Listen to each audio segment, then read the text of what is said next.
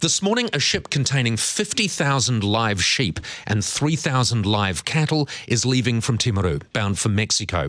It is the largest ever shipment of live animals to leave our shores, and animal welfare watchdogs SAFE say they are appalled. The Ministry for Primary Industries said the animals are for breeding purposes only, which is the only reason they're allowed to leave, because they say they're for breeding purposes. This after a recent drought in Mexico where they need more animals for breeding purposes. And a vet will be on board, so it's okay. Joining me now is SAFE Head of Campaigns, Mandy Carter. Mandy, good morning to you. Morning. One vet for 50,000 live sheep and 3,000 live cattle. Is the ratio about right? It's absolutely ridiculous. It can be those kind of ratios can never be anything more than a token effort. What is the vet supposed to do when things go wrong with 50,000 animals? It's crazy. Well, you hope they don't go wrong all at once, don't you? You'd hope they go wrong one at a time. But even one at a time, one vet to 50,000 problems is... Disease can often spread quite quickly in big ships like this, and it's happened in the past. So. All right. Now, let's remember, if these sheep for breeding purposes were not leaving our shores, they would be eaten. We would eat them. They would be killed and they would be eaten. So why should we care about this?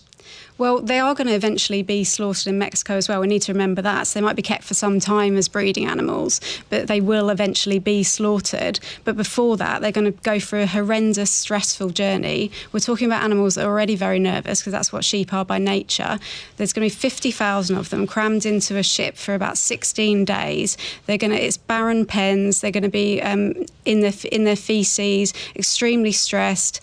There's disease can often happen. Many sheep end up dying of starvation on ships like this because they're not used to adapting to eating pellet food. So they literally will not eat. Yeah, they don't recognise the pellet food as food. Okay, now we know that some of these beasts that were heading for this boat have already died because they were put on pasture and tried to be honed into pellets and that, and they refused to eat them. But that is standard. I mean, what is the acceptable attrition rate? Because we know that 50,000 live sheep will not disembark this ship.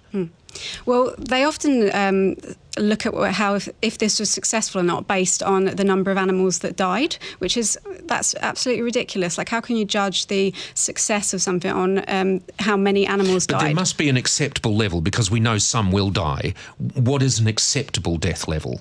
There is no acceptable death level in our eyes. But that's not reasonable, is it? Because, I mean, this is a business after all, so it's not reasonable to say that there's no acceptable death level. Well, on Australian ships at the moment, it's about 1%, so you could be looking at about 500 animals dying on this ship alone. So we do not think that's acceptable. That's horrendous to send animals knowing that so many of them would die. It's just not right on any level. I say again that these animals are all going to be killed anyway. So I just want you to really spell out for people that are listening and watching now why we should care about this. These animals are only alive because we intend to kill them to eat them.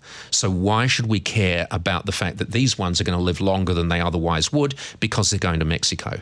We're responsible for these animals. We bred them, and so we need to take care of them. Once they end up in Mexico, we've got absolutely no control over what happens to them. Over here, there's pre-stunning and slaughter. In many other countries, there's not. So once they're handed over in Mexico shores, we have absolutely no say in what happens to them. And first of all, we're going to put them through this horrendous journey. So they're going to be suffering on two levels. It's just not a good situation. It's not good for New Zealand either. It can be hugely damaging to our reputation. It's not just us saying this either. The Federated Farmers have said that they do not support things like this, as has the Meat Industry Board. It's not good in any way. So essentially what you're saying is, what is going to happen to those sheep after they are effectively tortured by sending them on this boat, which is so unnatural, what is going to happen to them would be against the law if it happened in New Zealand? Yeah. Yep, basically they could be put through practices in Mexico which would be totally illegal here. And there's other aspects of the sheep, the journey on the ship as well. We have no control over the weather. There was just a few years ago, there was a situation where cows were sent over to China. There was a big storm, and these cows were pregnant at the time. Many of them aborted their young, ended up with broken legs on the ship, and what an awful, disgusting situation. These letters are not designed to be transported by boats, no. By sea. All right, the one other aspect I want to touch on very quickly before you go. 50,000 breeding sheep at one time in one shipment seems to be an extraordinarily large number. Do you doubt that they're all for breeding?